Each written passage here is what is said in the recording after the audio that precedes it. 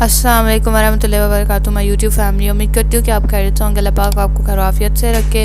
जैसा कि आप देख रहे हैं मेरा यूट्यूब चैनल ESVU लर्नर, जहाँ पे आपको जो है C++ लैंग्वेज का जो ऑनलाइन कोर्स करवाया जा रहा है और जिसकी आज 9 वाला लेक्चर है। और इससे पहले जो लेक्चर्स हैं वहाँ उसमें हमने होम से लेके जो है स्विच तक पढ़ लिया। ठीक है, आज जो है हम पढ़ेंगे लूप और लूप की जो अक़साम होती हैं, do while loop, do while loop और फॉर लूप। ठीक है, वो तीनों पढ़ते हैं। तो फिर अब C++ लूप है पहले। ठीक है, सबसे पहले इसमें यह है कि जो है ना लूप को क्यों यूज़ किया जाता है। पहले इसको यूज़ किया जाता है कि एक जो है हमारा सेट ऑफ जो ब्लॉक है ना उसको एग्जीक्यूट करता है एज लॉन्ग एज जो कंडीशन है हमारी वो ट्रू रहती है। ठीक है, जब तक हमारी कंडीशन ट्रू रहेगी जो हमने ब्लॉक ऑफ स्टेटमेंट्स दी होंगी वो एग्जीक्यूट करता रहेगा। उसके बाद इसके एडवांटेज हैं कुछ ये है जी, हमारा टाइम सेव करता है। उसके बाद जी रिड्यूस एरर को कम करता है। और उसके बाद जी प्रोग्राम जो कोड हमने लिखा होता है प्रोग्रामिंग का उसको रीडेबल बनाता है, यानी कि उसको इजी बनाता है और उसको हम इजीली समझ सकते हैं। उसके बाद आ जाता है जी C++ में वाइल लूप। वाइल लूप क्या है?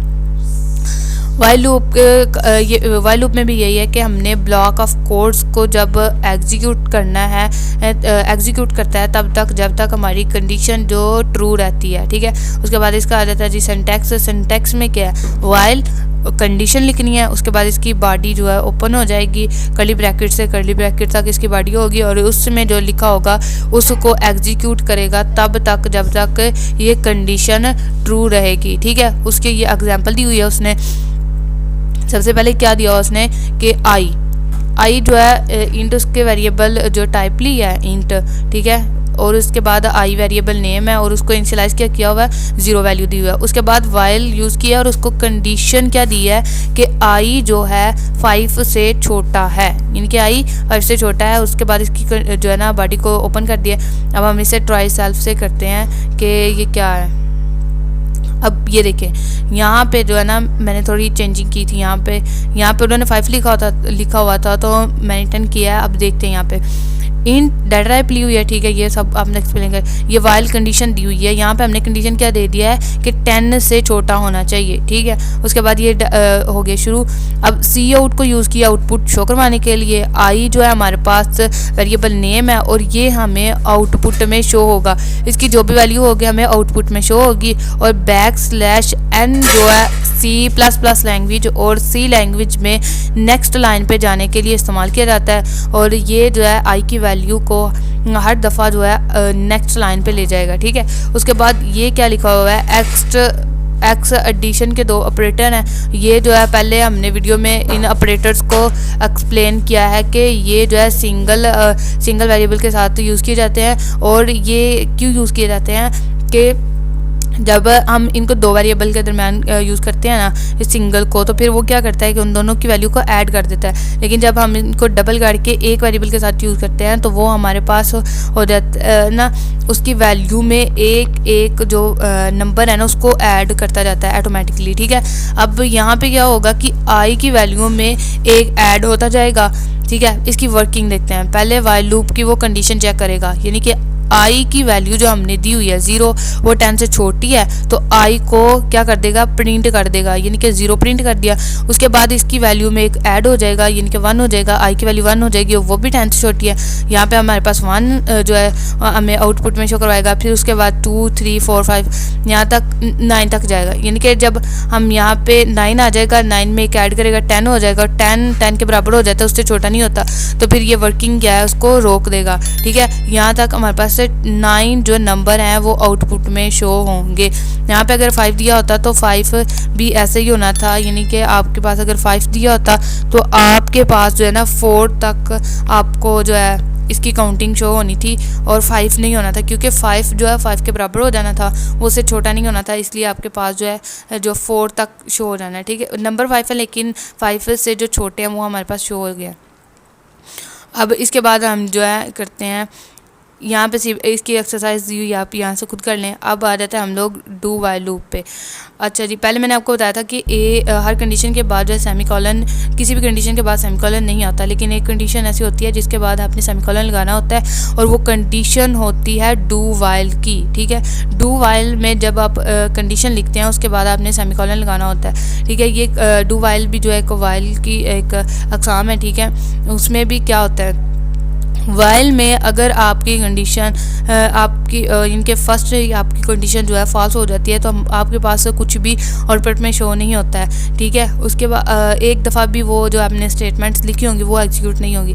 लेकिन डू वाइल में जो है ना, आपकी जो आपने दी हुई है ना स्टेटमेंट्स, वो एटलीस्ट एक दफ़ा ज़रूर एग्जीक्यूट होंगी। आपकी कंडीशन ट्रू होती है या फॉल्स होती है। ठीक है, इसकी कंडीशन को चेक करने के से पहले कि वो ट्रू है या फॉल्स है, वो एग्जीक्यूट कर देता है एक दफ़ा। ठीक है, जब वो एग्जीक्यूट हो जाती है एक दफ़ा, फिर उसकी कंडीशन को चेक करता है कि वो ट्रू है या फॉल्स है। ठीक है, इसका सिंटैक्स क्या है कि आपने डू लिखना है, उसकी जो है बॉडी शुरू हो जाएगी, बॉडी के अंदर आपने इसकी स्टेटमेंट्स लिखनी है, उसके बाद आपने इसकी कंडीशन लिखनी है। ठीक है, अब इसकी एग्जांपल देखते हैं। यानी कि ये क्या दिया हुआ है, ज़ीरो के बाद उसने डू लिखा हुआ है और डू के बाद यहाँ पे वही लिखा हुआ है जैसे उसने वाइल में लिखा हुआ था। ठीक है, अब इसके बाद इसने एक इसमें कंडीशन दी हुई है, इसकी कंडीशन के बाद सेमीकोलन लगाया है, लेकिन वाइल में हमने सेमीकोलन नहीं लगाया था, ना ही इफ एल्स, और इफ एल्स में किसी में भी हमने कंडीशन के बाद जो है ना सेमीकोलन नहीं लगाया था। ठीक है, अब यहाँ पे सेमीकोलन लग गया। इसकी एग्जांपल देखते हैं कि हमारे पास जो है ना ये एक दफ़ा तो एग्जीक्यूट हो गई। ठीक है, ये हमारे पास डू का जो है ना स्ट्रक्चर आ गया। सबसे पहले उसने डू लिखा हुआ है, उसके बाद ये सी आउट है, हमें आई की वैल्यू प्रिंट करवा दो और आई में एक ऐड करते जाओ, और उसके बाद इसकी कंडीशन लिखी हुई है कि हमारे जो भी है आई की वैल्यू तब तक प्रिंट करते जाओ तब तक जब तक वो 5 से छोटी नहीं होती, और रिटर्न 0 दे दो। ये डेटा टाइप है। ठीक है, ये यहाँ पे हमारे पास बिल्कुल वाइल की तरह वर्क करता है। वाइल की तरह उसने 4 तक नंबर दे दिए और 5 नहीं प्रिंट करवाया, क्योंकि 5 के बराबर हो जाता है, 5 से छोटा नहीं होता, इसलिए वो 4 तक इसकी काउंटिंग को प्रिंट कर देगा। उसके बाद इस स्लाइड में कुछ नहीं है। उसके बाद आ जाते हैं फॉर लूप पे। फॉर लूप में क्या है, जिस तरह हमने यहाँ पे कंडीशन में पढ़ा था इफ़ एल्स इफ़ और इफ़ एल्स। ठीक है, उसमें एक हमने पढ़ा था शॉर्ट हैंड इफ़ एल्स। ठीक है, जिसमें हमने वो वर्किंग तो इफ़ एल्स की तरह ही करता था, लेकिन उसमें जो है हमने सब कुछ एक ही लाइन में लिखा था। इसी तरह ये भी फॉर लूप भी लूप की तरह ही वर्क करेगा, लेकिन इसमें जो है सब कुछ हमने एक ही लाइन में देना है। यानी कि इसका सिंटैक्स फॉर लूप फॉर लिखना है, उसके बाद स्टेटमेंट 1 लिखनी है, सेमीकोलन लगाना है, स्टेटमेंट 2 सेमीकोलन, स्टेटमेंट 3 लिख देनी है, उसके बाद कर्ली ब्रैकेट्स ओपन करनी है, और उसके बाद उसमें हमने स्टेटमेंट्स दे दी हैं कि इनके जो हमने एग्जीक्यूट करवानी है और आउटपुट इनकी लेनी है। ठीक है, अब उसने कहा है कि जो भी हमने 1 स्टेटमेंट है ना, उसको कोड ऑफ 1 स्टेटमेंट है। अब उसने यहाँ पे हमें कहा हुआ है कि जो स्टेटमेंट 1 है ना, वो 1 टाइम एग्जीक्यूट हो जाती है बिफोर जो है ना कोड को एग्जीक्यूट करने, यानी कि जो हमने ब्लॉक दिया हुआ है उसको एग्जीक्यूट करने से पहले ही वो जो 1 स्टेटमेंट है वो एग्जीक्यूट हो जाती है। ठीक है, उसके बाद आ जाता है जी स्टेटमेंट 2। स्टेटमेंट 2 जो है हमें कंडीशन को डिफ़ाइन करती है। उसके बाद ये जी जब भी हमने कोई भी उसकी बॉडी जो एग्जीक्यूट होती है उसके बाद जो है स्टेटमेंट 3 एग्जीक्यूट होती है। अब इसके सिंटैक्स को फॉलो करते हुए ये उन्होंने एग्जांपल दी हुई है कि फॉर इंट डाटा टाइप लिया है और उसको इनिशियलाइज किया हुआ है, 0 वैल्यू दी हुई है।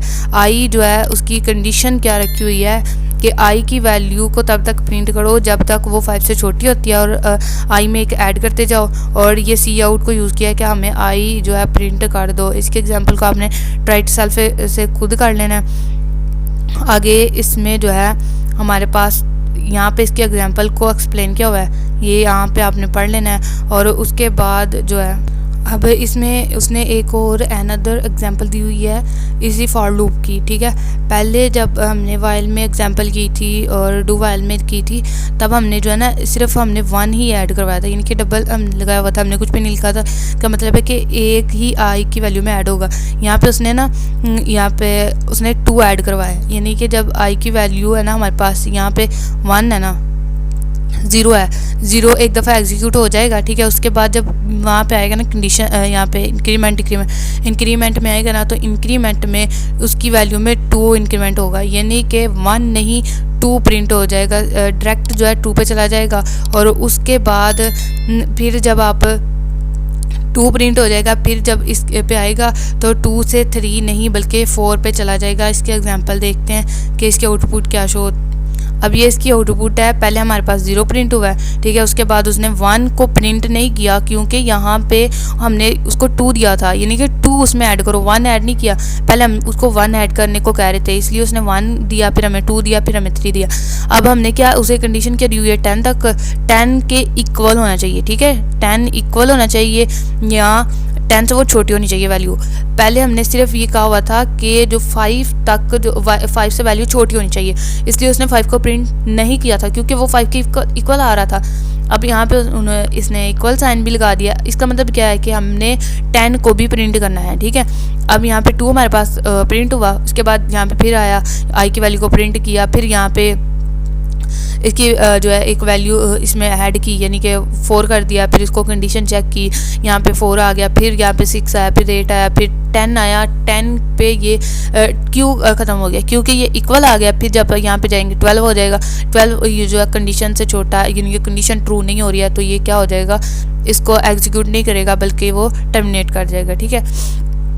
उसके बाद ना यहाँ पे उसने नेस्टेड लूप को यूज़ किया हुआ है, ठीक है। नेस्टेड लूप क्या होता है, एक लूप के अंदर फिर एक लूप को यूज़ करना, ठीक है। एक लूप के अंदर फिर एक दूसरी लूप को यूज़ करना क्या कहलाता है, नेस्टेड लूप कहलाता है। नेस्टेड लूप का जो है ना, आप इसको यानी कि एक लूप के अंदर एक लूप को आप डू वाइल को भी यूज़ कर सकते हैं और वाइल को भी यूज़ करते हुए आप नेस्टेड लूप लिख सकते हैं। लेकिन डू वाइल लूप में जो है ना, आपके पास बहुत ज़्यादा मुश्किल हो जाता है, ठीक है। इसका सिंटैक्स जो है डू वाइल का लूप का मुश्किल होता है, एक सिंटैक्स के अंदर फिर डू वाइल का सिंटैक्स लिखना मुश्किल हो जाता है, इसलिए ये ज़्यादातर फार लूप ही यूज़ की जाती है नेस्टेड लूप के लिए, ठीक है। पहले उसने क्या हमें कंडीशन दी हुई है, ये कंडीशन मैंने पहले एक्सप्लेन कर दी है, ठीक है। अब मैं दोबारा एक्सप्लेन नहीं करती हूँ। ये हमें क्या दिया हुआ है कि सी आउट आउटर करवा दूँ, यानी कि आई की वैल्यू आउटर ये जो पहले होगी ना हमारे पास, पहले कंडीशन होगी वो हमारे पास आउटर लूप होगी, जो इसकी कंडीशन ट्रू होने के बाद जो कंडीशन को चेक करेगा, यानी कि जो लूप आएगी पहली कंडीशन के बाद जो दूसरी लूप आएगी वो हमारे पास कहलाएगी इनर लूप, ठीक है। पहले वाली ऊपर वाली आउटर लूप कहलाएगी, नीचे वाली क्या कहलाएगी, इनर लूप कहलाएगी। इनर लूप के अंदर फिर आपको कंडीशन दी होगी, फिर आपके पास ये इनर की वैल्यू एग्जीक्यूट होगी, ठीक है। आउटर इनर तभी एग्जीक्यूट होगी जब आउटर की लूप की कंडीशन जो है ट्रू होगी, ठीक है। इसके बाद यहाँ पे उसने इसकी जो है एग्जाम्पल नहीं दी हुई है, यही दिया हुआ है। इसको आपने खुद एक दफ़ा ट्राइड सेल्फ से करके खुद इसकी वर्किंग को चेक कर लेना है कि क्या दिया हुआ है, ठीक है। लूप आप हमने इस वीडियो में सारे पढ़ लिए हैं, while loop, do while loop, for loop, ठीक है। अब इस वीडियो के लिए इतना ही काफ़ी है और अगली वीडियो तक के लिए अल्लाह हाफिज़, अपना बहुत ज़्यादा ख्याल रखिए।